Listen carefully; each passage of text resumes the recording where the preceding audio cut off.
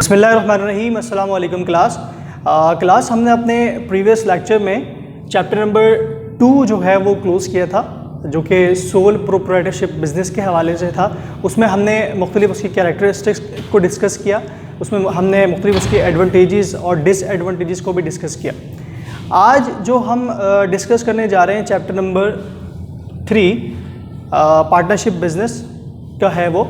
और partnership business के बारे में आपको थोड़ा इंट्रोडक्शन देते जाऊँ मैं कि पार्टनरशिप बिज़नेस वो बिज़नेस होता है जिसमें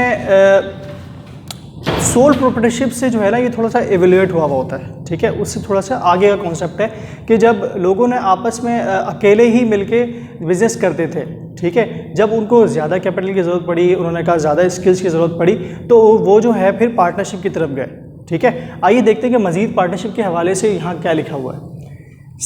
देखें, it's second stage in the evolution of form of business. जैसा कि मैंने कहा कि ये जो है वो सेकेंड स्टेज ऑफ एवोल्यूशन है in the form of business, right. क्योंकि लोग पहले जो है वो जो सोल प्रोप्राइटरशिप बिजनेस किया करते थे, उसके बाद ये कॉन्सेप्ट आया कि लोग आपस में मिलकर 2-3 लोग जमा होकर आपस में जो इनकी इन्वेस्टमेंट है उसको कलेक्ट करके अपनी स्किल्स हैं उसको बुरा ला के बिजनेस को डेवलप करते थे, ठीक है।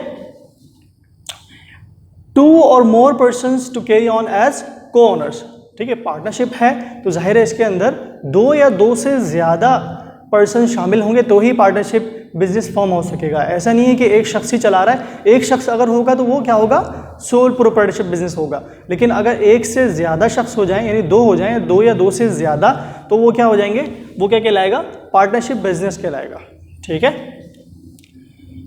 Persons who constitute this business are known as partners। जो लोग इस बिज़नेस को मिलकर चला रहे होते हैं, ठीक है, फ्लैट से कि 2 बिजनेसमैन हैं, आपस में जम हो गए, दोनों आपस में जो है अपनी इन्वेस्टमेंट कलेक्ट करके अपनी स्किल्स को पूरा लगे बिजनेस उन्होंने चलाना शुरू कर दिया, तो ये आपस में क्या हैं, आपस में पार्टनर्स हैं, ठीक है। और ये दोनों क्या हैं, को ओनर्स हैं, ठीक है, को owners.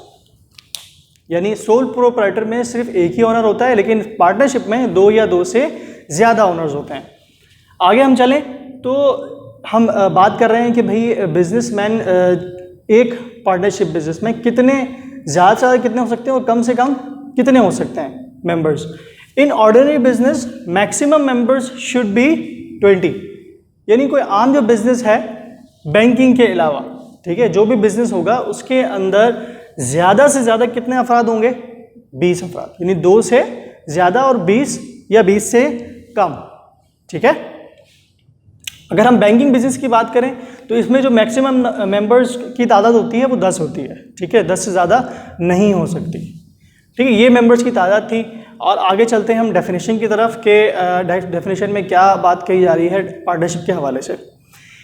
According to section 4 of partnership act 1932, जो कि एक्ट है पार्टनरशिप के हवाले से, एक पूरा एक्ट बनाया गया है, कानून बनाया गया है, उसके अंदर जो इसकी डेफिनेशन की गई है वो क्या है, partnership is the relationship. Partnership क्या है, एक रिलेशनशिप का नाम है, एक ताल्लुक़ का नाम है, किसमें, बिटवीन पर्सन्स। यहाँ पर्सन्स का वर्ड लिखा हुआ है, ठीक है ना, यानी आपस में पर्सन्स के रिलेशनशिप को हम क्या कहते हैं, पार्टनरशिप कहते हैं। Who have agreed to share the profits. वो आपस में रिलेशनशिप क्यों रखते हैं, उनका आपस में मिलने की वजह क्या होती है, ताकि वो क्या कर सकें, agreed to share the profits as well as loss of a business carried on by all. यानी उस बिजनेस को जो है सारे मिलकर चला सकते हैं, ठीक है, या any one of them acting for all, या कोई एक शख्स जो है उन तमाम की जगह पर जो है वो इस बिजनेस को चला सकता है। ये क्या है, पार्टनरशिप एक्ट के हवाले से जो है डेफिनेशन की गई है। अगर हम आगे बात करें according to expert mister Kent, वो इस बारे में क्या कहते हैं, तो वो ये कह रहे हैं कि अ कॉन्ट्रैक्ट ऑफ 2 और मोर कॉम्पिटेंट पर्सन्स, ठीक है, इन्होंने यहाँ पर एक लीगल वर्ड का यूज़ किया है, अ कॉन्ट्रैक्ट बिटवीन 2 और मोर कॉम्पिटेंट पर्सन्स, ठीक है, टू प्लेस देयर मनी। ये दो या 2 से ज़्यादा लोगों के दरमियान जो है वो एक कॉन्ट्रैक्ट है। किस लिए कॉन्ट्रैक्ट है, ताकि वो अपने जो इन्वेस्टमेंट है, जो भी अमाउंट है, जो भी सेविंग्स है, वो आपस में कलेक्ट करें, ठीक है, एफर्ट्स को, जो अपनी एफर्ट्स हैं, जितना भी अपनी स्किल्स हैं, स्किल्स, लेबर, ठीक है, एफर्ट्स वगैरह जितने भी हैं उसको एक साथ करें, और इन स्किल्स सम ऑफ देम और all of them in a lawful commerce और बिजनेस। ठीक है, यानी ये ऐसे कॉन्ट्रैक्ट का नाम है दो या दो से ज़्यादा लोगों के दरमियान, जिसमें जो है आपस में लोग अपने जो सेविंग्स हैं, जो मनी है, उसको आपस में कलेक्ट करते हैं, अपने एफर्ट्स को एक जगह करते हैं, अपनी लेबर को एक जगह करते हैं, स्किल्स को एक जगह करते हैं। अब वो हो सकता है कि अपने पूरी मनी लगा दें, पूरी इन्वेस्टमेंट लगा दें, या कुछ लगाएं। ठीक है, किस में लगाएं? इन अ लॉफुल कॉमर्स और बिजनेस। ठीक है, इन अ लॉफुल, अगर वो लॉफुल ही नहीं है, अगर वो बिजनेस उसकी कोई कानूनी हैसियत ही नहीं है, तो फिर वो बिजनेस ही नहीं कहलाएगा। यानी जो भी बिजनेस करें वो लॉफुल होना चाहिए, इलीगल नहीं होना चाहिए। ठीक है, तो अपनी तमाम जो एफर्ट्स हैं, जो भी मनी है, जो भी लेबर है या स्किल्स हैं, उसको कहाँ लगाएंगे? वो लॉफुल कॉमर्स बिजनेस में। एंड टू डिवाइड, जब उन्होंने अपनी पैसे भी लगा दिए, एफर्ट्स भी लगा दिए, अपने मजदूर भी लगा दिए, स्किल्स भी लगा दी, तो फिर अब क्या, किसकी बारी है? जाहिर सी बात है अब and to divide the profit.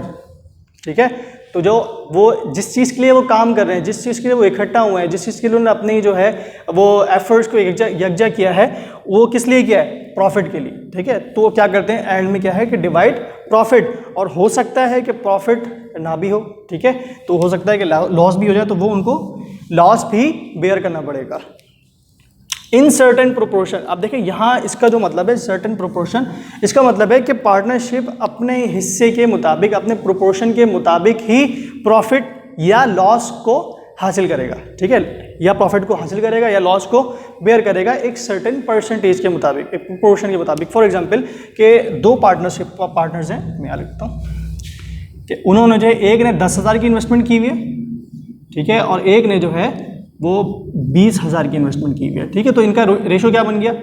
Mister A and mister B, तो इनका रेशो क्या बन जाएगा? 1:2। यानी ये जो है, अगर कंपनी 1 लाख रुपए कमा रही है, तो वो इस मिस्टर ए 1 के प्रोपोर्शन के हिसाब से अपना प्रॉफिट हासिल करेंगे, और मिस्टर बी जो है वो 2 के प्रोपोर्शन के हिसाब से अपना जो है वो प्रॉफिट हासिल करेंगे। ठीक है, यानी जो 1 लाख रुपए डिवाइड होंगे वो इसके हिसाब से डिवाइड होंगे। ठीक है, तो इस तरह प्रोपोर्शन से, या फिर म्यूचुअल उन्होंने एग्रीमेंट किया वो कि हम जो है हाफ डिवाइड करेंगे, जो भी हो, प्रॉफिट हो या लॉस हो, ये according to the mutual consent of the partners होता है। ठीक है, तो ये छोटा सा इंट्रोडक्शन था पार्टनरशिप के हवाले से। इंशाल्लाह हम नेक्स्ट लेक्चर में मजीद इसको डिस्कस करेंगे, इसकी कैरेक्टरिस्टिक्स को डिस्कस करेंगे, इसके एडवांटेजेस और डिसएडवांटेजेस को भी डिस्कस करेंगे। तो आज के लिए इतना ही। अस्सलाम वालेकुम।